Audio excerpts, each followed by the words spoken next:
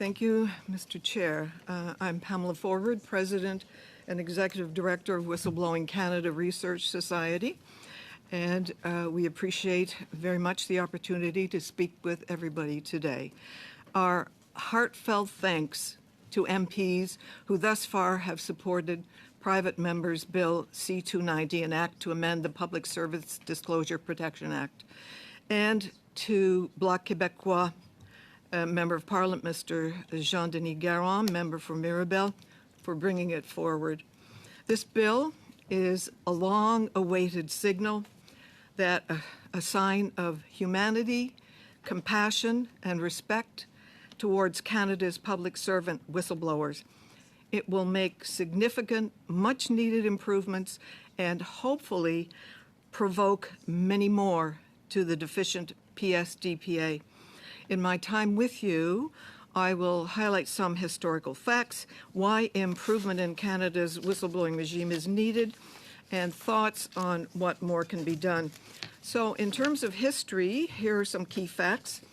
Both of Canada's major parties have had a hand in the creation of the PSDPA, which was implemented in 2007, and clearly knew before the fact that the bill would not improve anything for whistleblowers, as Justice Gomery warned of this in his report on the sponsorship scandal in 1995. Instead of encouraging and empowering whistleblowers, what it really did was control and suppress them. And more missteps perpetuated the suffering and enabled wrongdoers. First, the 2012 government decision to disobey a statute, an indictable offense, and as they did not conduct the required independent review of the PSDPA after 5 years. And next, the new government leader's decision to ignore the OGGO Committee's 2017 unanimous report of its review of the PSDPA, recommending more than 20 amendments, if I remember correctly. So why improvements are needed then? Studies and whistleblower cases confirm that truth and truth tellers in Canada are imperiled by this uncompromising unwillingness, at least up to now, to improve, to provide true protection and to stop reprisals. This peril includes major catastrophes, both to individuals and society at large, up to and including death. And when truth dies, harm and corruption grows. The studies and findings are listed in my submission. They confirm our flawed legislation and dysfunctional cultures. A key finding also is that legislation alone will not protect whistleblowers. The overriding factor for success is culture. If laws are introduced into an unwelcoming, resistant culture, they will not be properly upheld. So a few whistleblower cases, and this is an old one. It has current consequences. 30 years ago in the 1990s, national security whistleblowers from then External Affairs, the RCMP and CSIS were suppressed, ostracized, careers and health destroyed for just doing their jobs.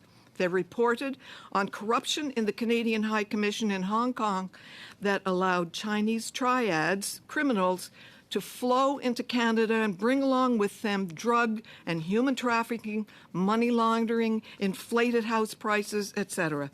The consequences have persisted until today and have grown to include interference in Canada's elections by the CCP.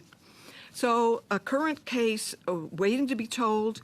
This case concerns the Canadian Border Services Agency and an officer who simply did his job by refusing to comply with illegal and potentially criminal orders from his superiors.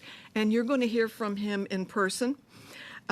Breathtaking and frightening is the litany of failures of all the authorities he contacted who should have helped, could have helped, but didn't, which sadly included MPs from most parties, a living testimony to the disintegration of our democratic institutions in real time. Something else to consider, well, I'm going to leave this. I hope it'll come up because of time. So what is needed then is Bill C-290. It contains 8 internationally recognized best practices. There are 20 in all.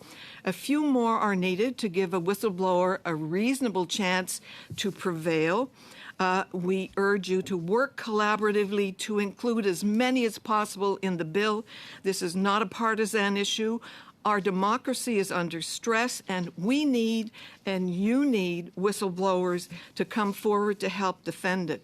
So the problems plaguing the current regime are, I'm just going to list them, and I have listed solutions in a table. I have to ask you to be very Flawed brief, legislation, implementation failure, uncommitted and ineffective leadership, political and administrative cultures that stress information control, and lack of constructive scrutiny by Parliament. Thank you.